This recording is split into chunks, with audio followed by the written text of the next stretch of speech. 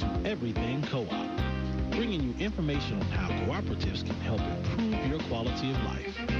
This show is being sponsored by the National Co-op Bank, NCB. The NCB is dedicated to strengthening communities nationwide for the delivery of banking and financial services for the nation's cooperatives, their members, and other socially responsible organizations. For more information on the power of community ownership, visit ncb.coop. That's ncb.coop. Now stay tuned for your host, Vernon Oakes. Good morning, everybody. This is Vernon Oakes. Welcome to Everything Cooperative. I have a question for you this morning. How does your community rank in terms of opportunities for its young folk or people going into the workforce? What kind of opportunities do they have? Do you have any sense how Washington, D.C. or Montgomery County compare to other communities in the nation? Well, today in studio, we have Miss Monique Rizer, Executive Director of Opportunity Nation, who is going to talk about their index that rates different communities. Good morning, Monique. Good morning, Vernon. Thank you so much for having me. Thank you for coming in. It's Happy an to be absolute here. pleasure. Absolute pleasure. So what is Opportunity Nation? So thank you so much for having me. We're really excited to be here today. Opportunity Nation is a national bipartisan campaign essentially working to restore the promise of the American dream. And we do that by working to ensure that everybody, no matter where they're born, has an equal opportunity to succeed. Really the fundamentals of what this country is all about. We work with a coalition of 350 organizations that are primarily other nonprofit organizations, but also educators like heads of community colleges and businesses like some of your listeners. We also work on policy advocacy at the federal level, particularly on issues that will increase educational opportunities for children and young adults, and of course, increase opportunities to work and what we call pathways, career pathways for young people. And then, of course, we do our research through the Opportunity Index and other research that the index has informed as well. So what is this Opportunity Index? The Opportunity Index is essentially a way to define opportunity. It means a lot of different things to a lot of different people. We often think of the consumer price index or what the unemployment rate when we think of how the country's doing. So we worked with a research partner to develop an index that would define opportunity along 16 indicators. So 16 different data points on, for example, traditional economic measures like what the unemployment rate is, but also non-traditional indicators such as what is the rate of housing ownership in a community, or what is the rate of disconnected youth in a community. So we really looked at comprehensively what are some of the factors in a community that can expand opportunity or restrict opportunity, and indicators on which community members could change. So we can increase the number of children attending preschool. We can increase high school graduation rates. We can work on ensuring more people get jobs and live in safe neighborhoods. These are all different indicators that are included in the index. So we take these indicators working with, this year we are working with Child Trends as a research partner. We create a score and we rank every state on how they're doing on opportunity, and we grade every county. So over the past 6 years, you can start to see some trends on how different communities are doing, both at the national level, how we're doing as a country, but also more at the local level, down to the county level, how individual communities are faring along all these indicators and their overall opportunity score. Wow. All states, all counties Yes. in the United States. 2,700 counties, covers 99% of the population. 2,700 counties. Correct. 99% of the population you Yes. cover on these 16 indices, Yes. variables, Correct. Yes. to get some sense of how folks are doing. So affordable housing, preschool, safety, higher education, disconnected youth. Wow. Okay. How do you get all of this information? So it is a Herculean effort, which is why we work with partners like Child Trends, and we also have really appreciated the work of Measure of America, who helped develop this. So we've relied on some really smart partners. What was that term? What America? Measure of America is is a research partner of ours that had helped create the index. So we've worked with a lot of different research partners to essentially gather all the data, which is all publicly available from primarily the Census Bureau, but also Department of Justice statistics, Health and Human Service statistics, Department of Education statistics. So all publicly available data that we essentially do fancy math with to equalize these different indicators and create a score. So it's a lot of data gathering and then a lot of math and then some marketing to help get the information out. So the index has 16, and you got it broken down between economy, education, and community. Yes. Okay. So we organize these 16 indicators into those three, what we call dimensions. And so you can look at the score of each dimension and how that has gone up or down, and then you can dig deeper into what specific indicators are driving scores up or down. Okay, so under economy, jobs, unemployment rate, wages, poverty, inequality? Yes. So assets. Let me get the other two. Sure. So inequality, assets, affordable housing, and internet access. Yes. So you've got under economy 1, 2, 3, 4, 5, 6, 7 different variables under economy. Yes. How do you measure inequality? So I'm really interested in that because I'm a black male and there's so much inequality in my life. So I hear you, Vernon. Okay. I'm a multiracial single mother of color, so I certainly understand how inequality resonates, particularly with communities of color. So the inequality measurement is the Gini index. This is a pretty standard way to measure inequality, and it essentially looks at the top 20% and the bottom 80% on their income levels. So what share of income is held at the top 20% and the bottom 80%. And that's an important indicator because while some of the traditional economic indicators like unemployment and wages have improved, more people have jobs, unemployment's been down below or around 4%. Wages have just started to improve, I believe, starting in 2015, but inequality continues to increase. So it means the divide between the top 20% and the bottom 80% is increasing, and that's very concerning for a country with our values, right, that wants to provide equal opportunity for all. Well, that gap is getting larger. It is.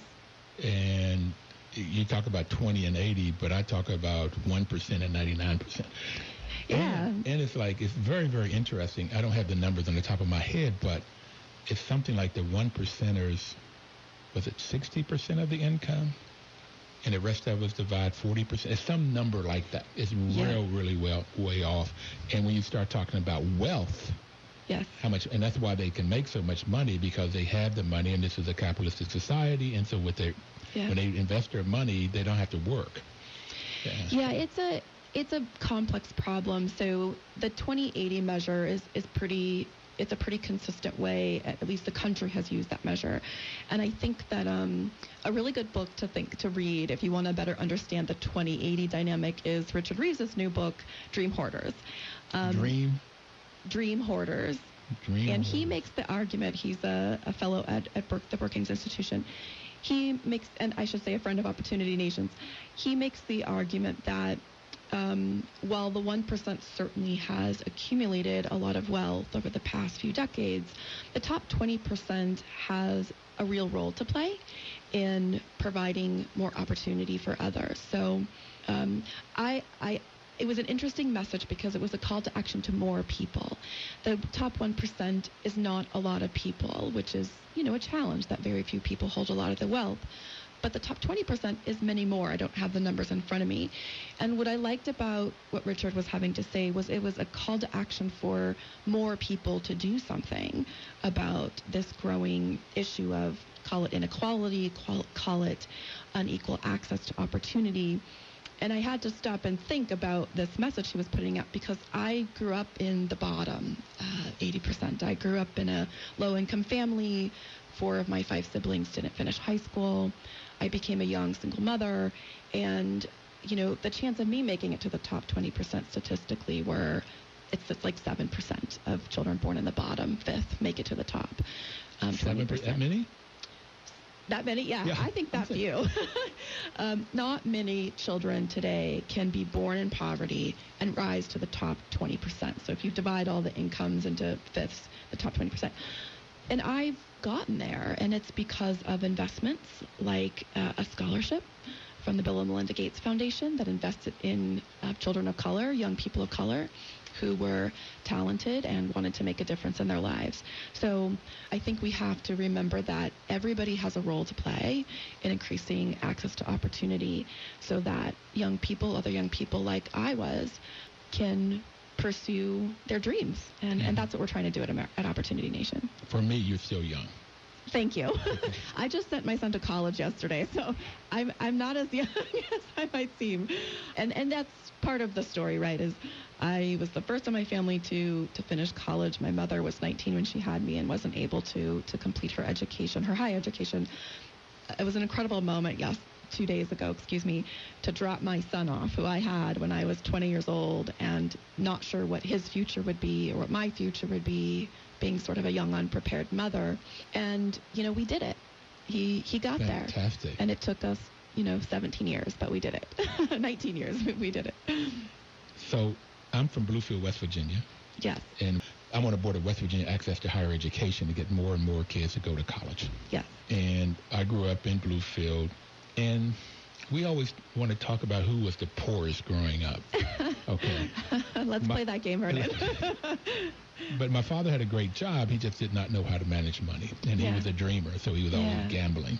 And he was a bad gambler. He lost most of the time. So we didn't have money. But my mother went back to college and became a teacher, and she was my role model.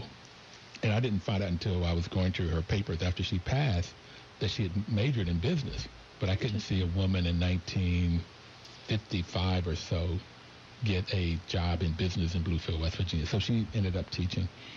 And she did not know how to manage money either. So that's one of the things I try to really learn how to do is whatever comes in, how do you manage it and manage it well? Yeah, that's so important. Just as like a small side note, a lot of the efforts that we've worked on around youth employment have made a deliberate connection to financial management and just understanding the basics of opening a checking account, balancing your checkbook. We don't use checkbooks anymore, but balancing your money, making investments.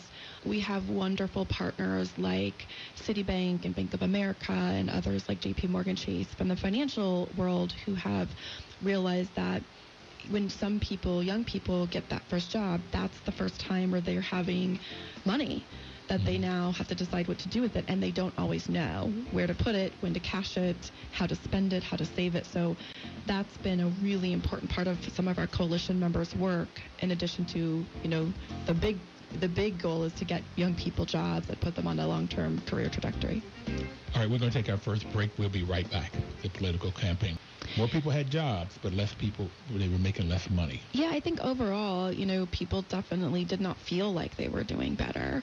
I think in the D.C. metro area in particular, if you look at the index scores, there's disconnect. You have communities with very high index scores like Falls Church County, which is the best county in the nation.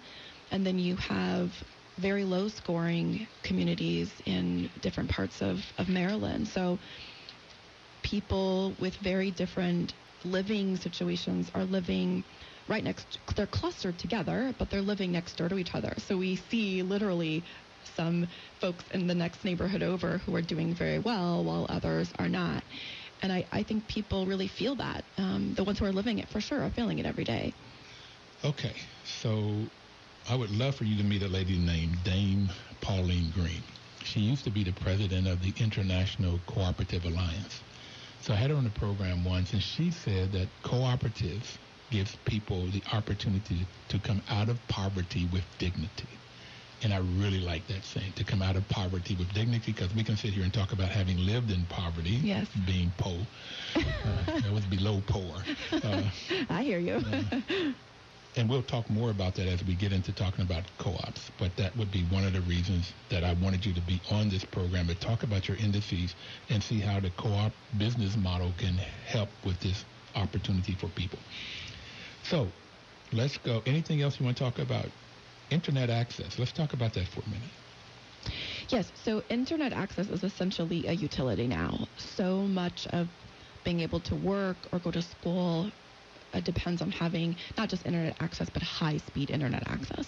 So that measure is of high-speed internet access. We are updating our index for 2017 to look at broadband, because now even faster speeds are the standard.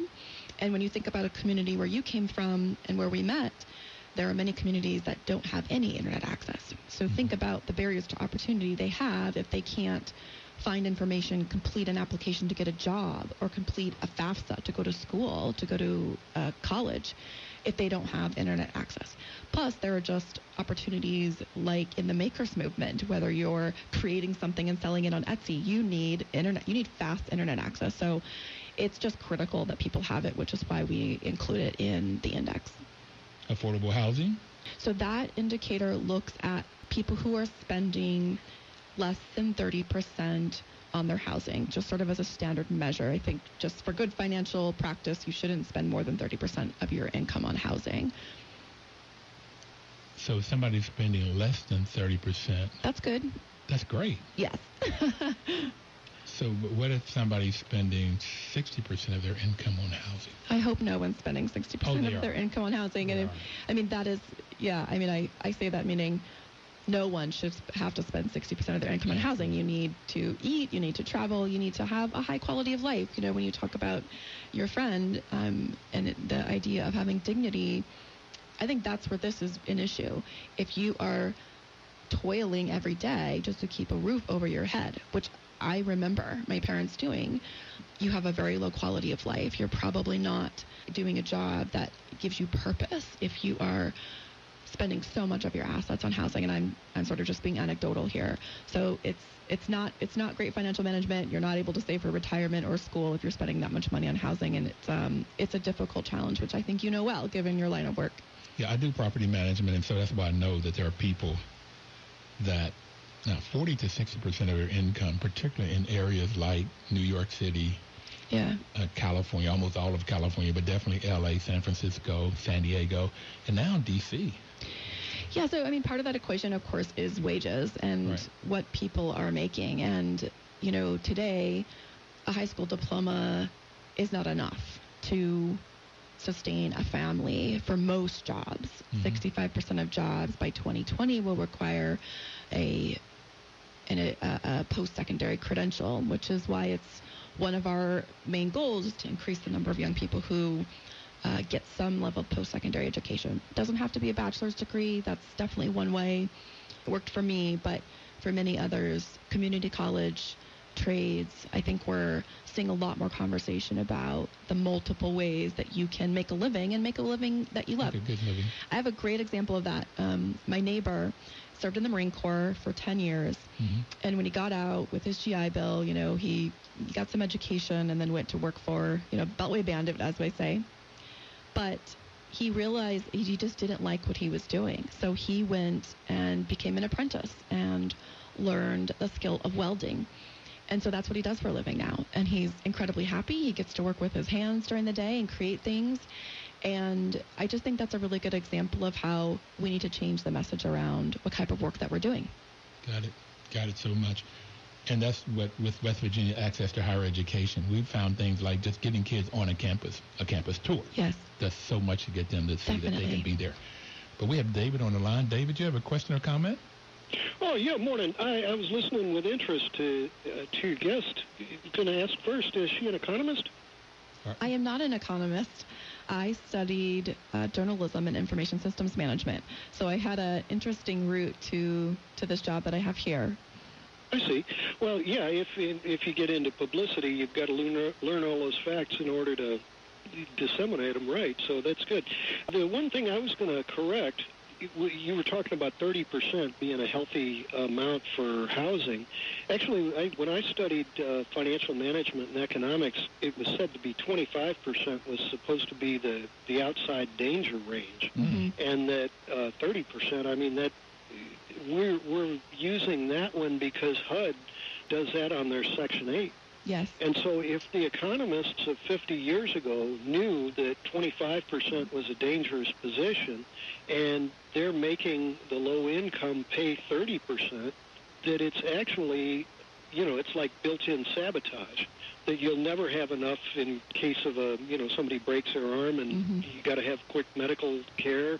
Nobody's got enough cash because 30% is being sapped up by the housing. But the other thing I was going to raise, you've heard the expression usury. Usury in almost every state in the nation in Jimmy Carter's term, that would have been the late 70s. I'm from the state of Missouri, and the usury rate was set at 7%.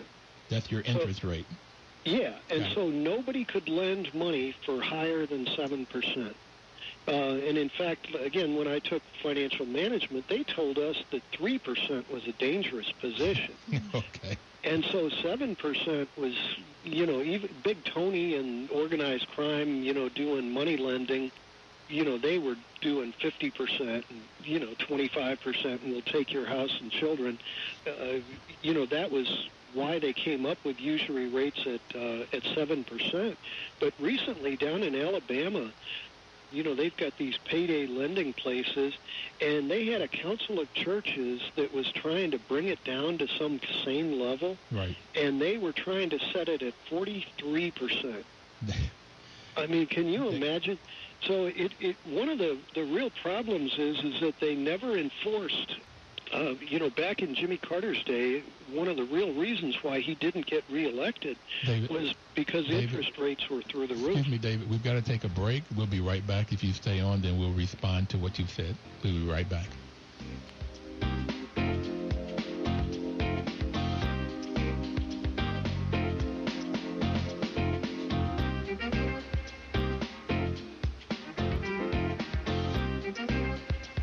Washington, D.C.'s News Talk, 1450 AM WOS and 95.9 FM.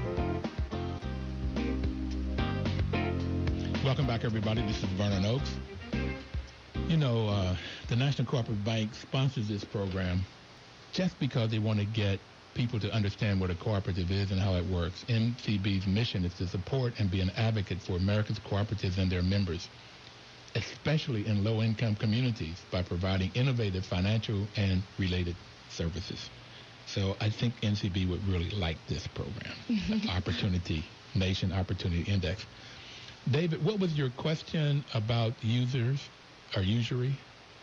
Oh, well, it was just that the usury laws were really never enforced.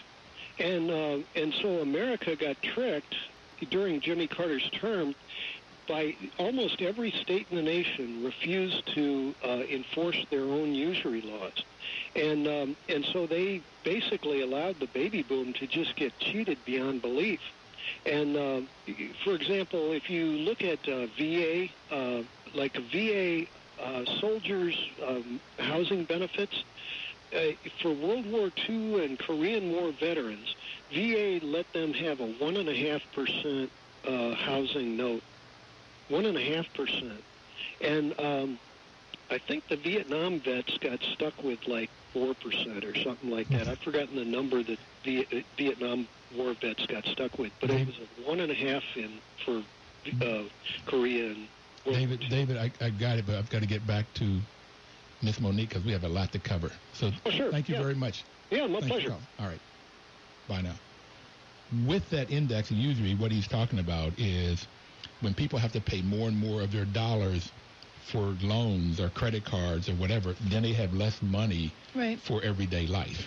Yeah, and I think this goes back to the conversation about financial readiness. Young people, I think maybe just in the past few years I realized the incredible impact of my FICO score, that might get a lower interest rate if my score is higher. Well, it takes time and discipline to have a great credit score. And, these are, I think, complicated pieces of information that unless a young person has someone in their life explaining this to them and helping them understand why even when they're 18, 19 years old, getting their first job, making decisions about how they spend their money and building their fundamental spending habits, it's so important that they start that early. It's hard to turn that ship around once you've already gotten into a little bit of debt. So the financial readiness piece is incredibly important when we're talking about opportunity.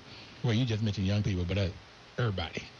Definitely everybody. If they start young, hopefully when they get older, they've got some good financial muscles going. Being in property management, I'm looking at people's credit scores every day. And no, it does not. It's hard. Now, I've been managing mine. Mine is 792 now. That's the highest it's ever been. I'm trying to get it up to over 800. Because what's so interesting when you look at it and you start studying it, when you get 130-day late, it drops you like 50 points. See, now, I don't even know. I just know I paid off my student loans last month, or 2 months ago. So I saw my credit score rise when I did that and paid off a credit card. But it is hard. I mean, life happens. Whether you have a medical emergency or your kids need something, life happens. And so being prepared for it is the best thing we can do to shield ourselves against, life happening and not having to take out credit and overspend. It's tough. Well, my mother used to have a saying, and we'll try to get back to the index. There's always something. That was her favorite saying. There's always something. And she would always be borrowing money from me for that always something. And at first, I wouldn't have her to pay it back, but then I had a mommy fund. So I loan her money, she'd pay me back, and then she'd borrow back, and I loan her and pay me. And it went like that. And I wrote her a letter, and I thought she was going to disown me. And said, there's always going to be something, so why don't you save for it?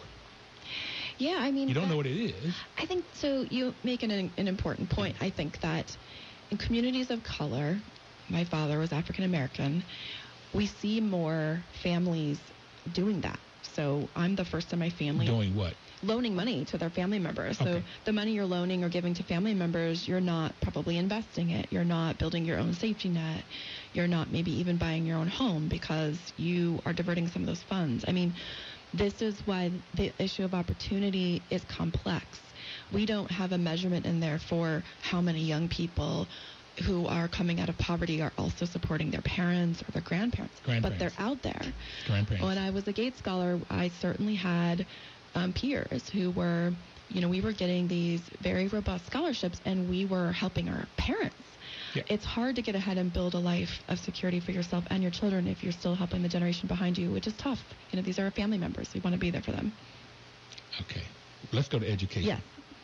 Because for me, I've taught for 12 years of my life, and education turned out to be, and that's what my mother ended up doing. So it's critical for opportunity, as you've already mentioned. And you look at preschool enrollment, on-time high school graduation, and post-secondary completion. Yep, those three. Education. Correct. We look at the big three. So the good news story here is high school graduation rates have improved pretty dramatically over the past 10 years. We're now at about 83% of young people who graduate within 4 years. There's definitely discrepancies depending on which community you're in, but it's a really important milestone for every young person to reach. So we work very closely with partners like the America's Promise Alliance, which one of which their big campaign goals have been to achieve a 90% high school graduation rate. And there's only one state, I believe, right now that has that. It's Iowa. Wow. They're well above 90%, actually. Incredible. And we have a good friend who runs Des Moines Area Community College, and it takes those kinds of leaders to see change like that. These are individuals. These are young people with different challenges and opportunities. So to get all of them moving towards that goal is difficult, and why it takes national campaigns to get the messaging out and talk about solutions at scale. With West Virginia Access to Higher Education, when we take kids to campuses and they see that they could go to college, their enrollment increased. They went to school more often, and they got better grades because they had hope. Absolutely. It's incredible. So I brought my 13-year-old also when we dropped off my 19-year-old at college 2 days ago, because I wanted him to see this experience, to help his brother move in, to look at all these young people, and for him to see that can be his future too. I also told him recently that he has a college fund. And that's important because we know that children who have college funds in their own name are 3 times more likely, children in poverty who have college funds in their own name, are 3 times more likely to go to college and 4 times more likely to finish. There is a bill sponsored by Senator Marco Rubio and Senator Chris Coons, a bipartisan bill called the American Dream Accounts Act, that would provide children's savings accounts. So children in poverty could get savings accounts and provide financial education to increase their chances of going to college. These are the kinds of very common sense bipartisan solutions that require financial institutions, so private sector organizations, nonprofit organizations, educators, and parents that all work together to achieve these kinds of outcomes for young people. Well, I've set up for my will and my trust that the money would go to my grandkids for them to go to college. But what I have told the parents, but I haven't told the grandchildren, so you just told me what I got to do here. I tell them, I don't want them to take advantage of it, but I say, your father and I are investing in you now, and we have been for 5 years because we expect this of you. We believe that you are capable of this, whether it's whatever degree you get, that, we believe that you are capable and have the potential to succeed beyond high school. Preschool enrollment, what is that like? How do you measure that? So we look at the percentage of 3 and 4-year-olds, who are enrolled in preschool. That's something that D.C. has done well because there's universal preschool. But it's, this is because we know from a lot of early childhood education and early child development research how important it is for children at 3 and 4 to really be prepared to go to kindergarten and to be reaching some of those important benchmarks like reading by 3rd grade and that sort of thing. So it's important that that process starts early. All right, now we're going to go to community. There's some interesting there, and I really want to get to your goals. So group membership, volunteerism, disconnected youth, community safety, access to health care, access to healthy foods. Wow. So how do you measure this group volunteerism? How do you measure that?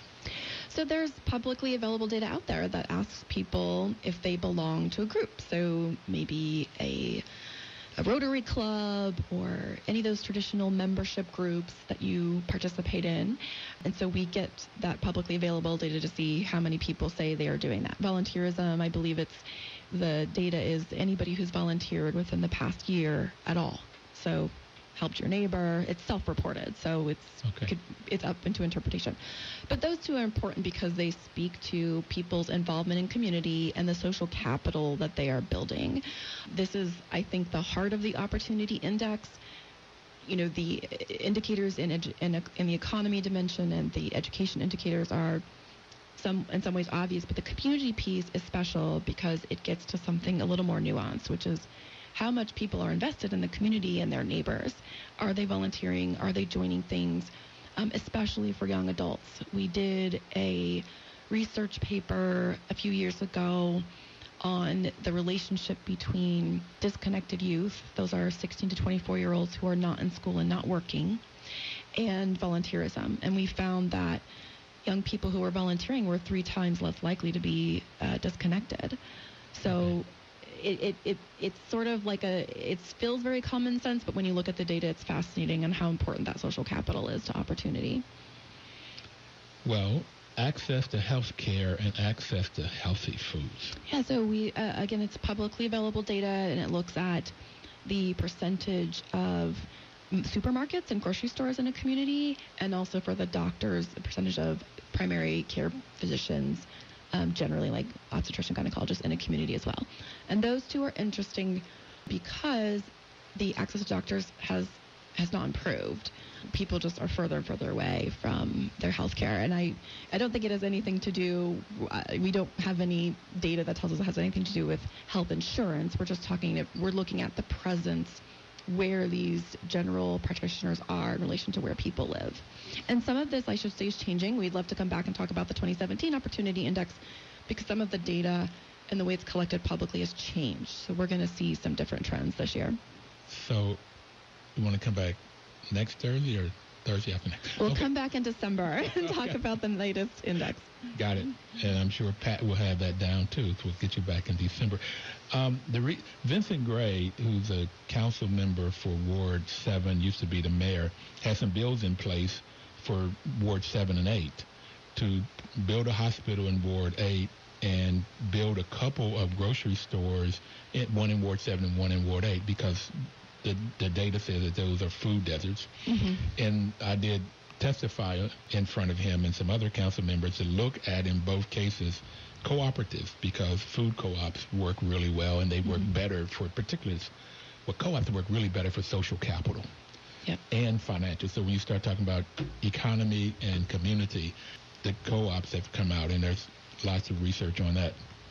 So we'll try to get you some of that information, and he was quite interested. Community safety, and then we're going to move to your goals.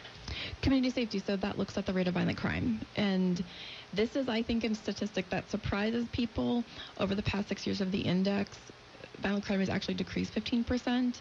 It's one of the reasons overall the nation's opportunity score has improved, because certainly there are some communities that are living with extraordinarily high levels of violence. I don't hear about Chicago. Yeah, and I think, this is like, there are two messages here, right? That, overall violent crime has decreased in the country. That is just a fact. Okay. Certain communities certainly are experiencing high rates of violent crime, but it is misleading to say that overall, the country is more violent. All right, we're going to take our next break, and then we're going to come back and talk about your goals and your principles. And this is our final break. Okay. We'll be right back. Don't touch that dial.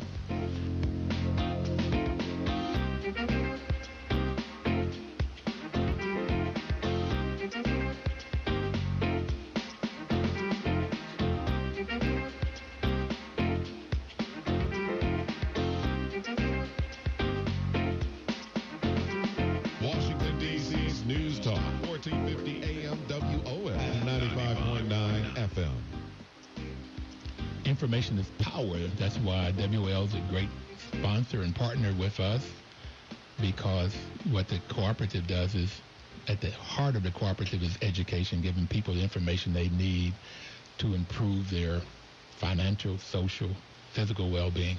And National Cooperative Bank is right in the middle of doing that, particularly in lower economic communities. Our guest today is Monique Rizer, who's the Executive Director of Opportunity Nation, and we had a lot of things that I wanted to cover today. We won't get to all of them, but let's go to your goals and your principles. Yeah, so as I was learning more about co-ops when you invited me to the show, I realized that it was sort of an epiphany, actually, on the Metro up here, that the way that co-ops are the values and the way they work could be applied to the way we think about young people and children in this country. And I just want to take a quick step back. The reason we think and talk about young people so much when we talk about access to opportunity is because in the Opportunity Index, the disconnected youth indicator, the rate of 16 to 24-year-olds who are not in school and not working, is the driver opportunity scores. So the higher the rate of disconnected youth, the lower an opportunity score. That gave us some focus as a campaign on a very complex issue. So we know, as others do, and we have data to show that if you invest in children and young adults, they can get the right start in life to succeed for themselves and their families. And to do that, we need to think of our nation's children and young adults as our collective co-op. We all have to be invested in and working towards the successful launching of an adult. It is certainly, parents are critical. They're hopefully home every day. Many young people don't have that, but getting a young person successfully launched into adulthood, however we define that, it takes everybody. Yep. Educators, coaches, faith-based leaders. It just takes all parts of a community, especially for those children who have incredible challenges. So I guess my one message for your audience today would, for those who believe in the co-op idea, you sound like you're already primed to get involved and work towards having a successful co-op in young adults. So that was one thing I wanted to share. But regards to our goals and solutions. I really like that. So I wrote it down. That's great. Okay. So last year in September, we put together a big, bold plan called Our Opportunity Nation. We worked with bipartisan leaders, John Bridgeland, who's a former domestic policy advisor to President Bush, and former domestic policy advisor to President Clinton, Bruce Reed, and our coalition of 350 organizations to put together 6 major goals for the country that really looks at sort of the life cycle of children into adulthood. And these 6 goals had to fulfill 3 principles. Each of these goals had some coalition supporting them. So it wasn't a lone individual with a wild idea. It was an idea that had a coalition of existing support. 2, that they were bipartisan. That is, it seems more difficult than ever, but it is, bipartisanship does still exist, and these ideas have bipartisan support in some way. And finally, that these are evidence-based. So we want to look at policies and goals and practices that we know work. So with those 3 principles in mind, we rolled out these 6 big goals for the country over the next 10 years that we call Opportunity Millennium Goals. No child hungry or homeless by 2025, achieving a 90% high school graduation rate by 2020, and turning around low-performing schools. What was that amount? 95%? 90% high school graduation rate. 90%, okay. Double the number of post-secondary degrees, certificates, and credentials by 2025. Again, going back to that economic imperative that more people have advanced education. Reducing unemployment to 5% for all. So while the nation's unemployment rate is below 5%, certain communities, Vernon, you probably know this well, particularly African-American men, it's still way too high. And for young people, young adults who are getting their first jobs, it's double the national rate. So getting unemployment down for everybody is one of our goals. The 5th goal is to re-engage 1 million opportunity youth each year. Those are the 16 to 24-year-olds not connected to school or work. Getting them re-engaged in the community is really important. It costs $93 billion a year for all this 5 million young people who aren't in school or working. So you want to get 1 million of them a year, engaged. Yeah. They're coming in and out of the system, and about half of those 5 million young people live in poverty. So poverty is a really key driver here. And the final goal is around a call to national service, that we'd have 1 million Americans serving their country in some way, because it's important to the social fabric of our country. We are increasingly disconnected from one another. It builds empathy to work in communities that are unlike yours. I think the military is a really good example of that, of how people come from all walks of life and unite around a goal. We can do that through forms of national service for those whom the military is not accessible or desirable. So those are our 6 goals, and we've spent this year building support for these goals. We've asked coalition members to sign on and say we support this idea of bipartisanship and these goals for the country.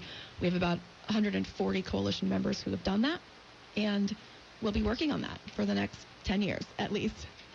So I had wanted to spend time telling you why the number 7 goal is increasing worker cooperatives.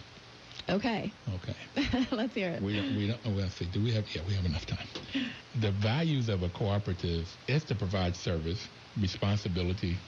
Well, the values of a cooperative are self-help, self-responsibility, democracy, equality, equity, solidarity. And in the tradition of the founders of cooperatives, it's honesty, openness, social responsibility, and caring for others. Mm-hmm. So that fits a lot of what you're talking about. And then when you look at the principles of a cooperative, if I can get this to work, volunteer and open membership for everybody, doesn't make any difference. Democratic member control, so it's 1 member, 1 vote. It is economic participation. It normally is some money in and you get money back when there's a dividend, when there's a surplus or profit, and that's how financial wealth gets created. The 5th one, I'm forgetting the 4th one. I'll come back to it. The 5th one is education, and that's the heart of it, is getting people educated. And so I have seniors in a housing co-op, at one point at best, they have a high school degree, but they learn how to run a business. They learn how to run their housing co-op. And when we talk about self-responsibility and holding each other accountable, the seniors do it, and they do it extremely well. The sixth one is concern for community is the seventh one. Oh, the sixth one is cooperation among co-ops. So you get this coalition support. Yep. Okay? Yep. I've got to find number 4 and come back to it. But when you look at what this co-op does in a worker cooperative, people come together to create a co-op. Any business you can think of could be a worker cooperative. Any business. So you get worker cooperatives, and the other one is consumer co-ops, and those are the kind of co-ops that the people that uses the products or services, they own the business. And that's housing co-ops, that's credit unions. There's a consumer cooperative, a health clinic in Madison, Wisconsin, where the patients own it. So it's a patient-centric healthcare center. Then you have on both ends of farmers and artists, you have purchasing co-ops and marketing co-ops that folks will come together and buy whatever they need so they can get a better product at a lower price. And then they'll end up creating another co-op where they sell, and artists will come together and buy a warehouse, say, together. And then they'll divvy up that warehouse space, and they come and create whatever they create. Okay, and then they can also use that same warehouse to have demonstrations or sale, or they can have a storefront to sell their goods. So they individually may not have the money or the expertise to do these things, but coming together, they can get these things together. And so learning how, and this is why the education is so important, is learning how to solve problems together. Yes. And there's going to be problems. The Bible says when 2 or more are gathered, God is there also, and I got. The reason is because if there's 2 or more, there are going to be problems. Okay? And you need God. Or you need to learn how to solve these problems without a gun. We don't need to go to OK Corral to figure out how to solve a problem. And this is why co-ops really work. And so people get social wealth. They learn how to work together. They learn how to work with the government entities. And they get financial wealth when there are dividends. That the money is not taken away out of the community for a shareholder who may live in another state or another country, and the money goes out of the neighborhood. So the neighborhood, as you know, in economics, the more it turns in the neighborhood, the more value that the neighborhood gets, and that people have more. So I'm wanting you to put number 7 down here. So, Vernon, we've got these 6 established, but I would say those involved with co-ops could certainly help with, looks like all of these goals from what I've heard from you, and the principles around co-ops. And I'm not super familiar with them. You're educating me as we go. I think lend themselves to what we're trying to achieve here, which is really a collective investment and responsibility for the outcomes of children and youth in this country. Do you like what you're doing? I love what I'm doing. I have a fantastic team, wonderful partners and investors and coalition members who want to make a difference. You got 30 seconds. What do you want to leave the audience with, besides you coming back in December? I'm coming back to talk about the next index, but I would say get involved. Visit our website, opportunitynation.org. Check out your score on opportunityindex.org and see how our community is doing and see how you can help. Thank you. Thank you very much. And everybody have a great week and live cooperatively.